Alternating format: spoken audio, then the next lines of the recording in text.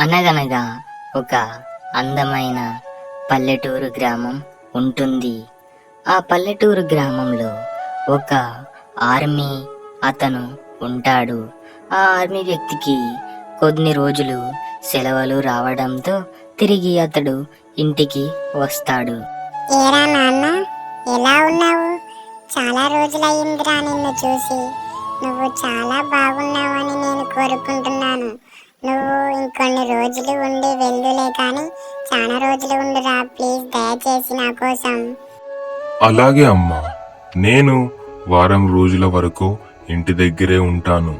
ఈ మధ్య ఏమీ అంత ఉద్యోగాలు లేవు, అందుకే నాకు కొన్ని రోజులు సెలవులు ఇంటికి వెళ్ళమని ఇచ్చారు. నువ్వేమీ కంగారు పడకు, నేను ఒక వారం రోజుల పాటు ఇంటి దగ్గరే ఉండి మళ్ళీ తిరిగి వెళ్ళిపోతాను. నువ్వేమీ బాధపడకు, సరేనా? సరేలే, ఇక పద ఇంటికి వెళ్దాం. ఇలా ఆ కొడుకు మరియు తండ్రి మాట్లాడుకునే సమయంలో ఒక పోలీస్ వచ్చి ఇలా అంటాడు. సార్, ఇప్పుడే ఒక పెద్ద సమస్య వచ్చి పడింది. అదేంటంటే పాకిస్తాన్ వాళ్ళు మొన్న పహల్గామ్ అటాక్ చేశారు కదా, వాళ్ళు ఇప్పుడు దాడికి సిద్ధమయ్యారంట. ఆర్మీ ఫోర్స్ దగ్గర నుంచి నాకు లేఖ వచ్చింది. మిమ్మల్ని అర్జెంటుగా వాళ్ళు రమ్మని చెప్పారు. అందుకే ఈ విషయం నేను మీకు చెప్పుదామని వచ్చాను. దయచేసి రండి సార్, ఇప్పుడు మీరు మాకు ఎంతో అవసరం ఉంది. అయ్యో అలాగా, సరే ఏమీ కంగారు పడకండి. అసలు ఈ పాకిస్తాన్ వాళ్ళకి మతి ఉండదు, ఎప్పుడూ మన ఇండియా మీద దాడి చేయాలని ప్రయత్నిస్తారు. ఈసారితో ఈ పాకిస్తాన్ పని నేను ఊడగొడతాను, సరేనా? ఇక నువ్వు వెళ్ళు, నేను వస్తానులే.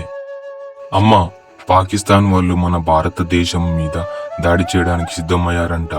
నేను ఇప్పుడు అర్జెంటుగా వెళ్ళి వస్తాను. ఇప్పుడే కదా నాన్న నువ్వు వచ్చావు, మళ్ళీ అప్పుడే తిరిగి వెళ్ళిపోతా అంటున్నావు. ఎలా రా ఇలా? అయినా పర్వాలేదులే, నువ్వు నా కొడుకు అని నేను గర్వంగా చెప్పుకుంటాను. ఈ పాకిస్తాన్ వాళ్ళ పనిని ఈసారితోనే ఎగ్గొట్టే, వెళ్ళి వచ్చేరా నాన్న.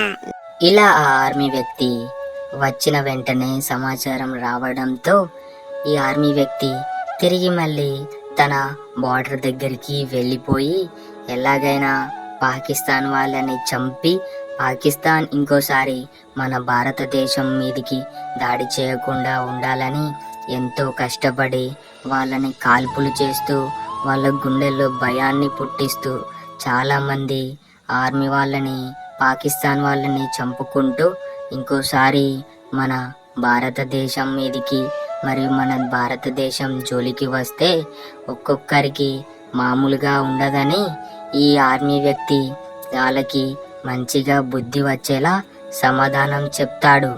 అలా యుద్ధం గెలిచి మళ్ళీ అతడు ఇంటికి వస్తాడు.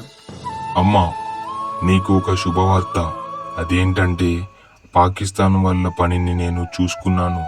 ఇంకోసారి పాకిస్తాన్ వాళ్ళు మన భారతదేశం మీద దాడి చేయాలంటే వాళ్ళకి వాళ్ళ ఒక్క దేశం సరిపోదు.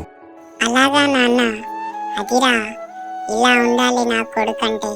నువ్వేమీ పర్వాలేదురా, నువ్వు మన దేశం కోసం ఎంతైనా పోరాడు. మన దేశం కంటే ప్రాణాలేమీ ఎక్కువ కాదు. ఎలాగైనా మన భారతదేశం మీదకి పాకిస్తాన్ మాత్రమే కాకుండా ఏ దేశం వచ్చినా ఇలానే చెయ్యి. మీకు కూడా మన భారతదేశం అంటే ఇష్టమైతే మన ఛానల్ని సబ్స్క్రైబ్ చేసుకొని లైక్ చేయండి. అలాగే అందరూ జై హింద్ అనండి.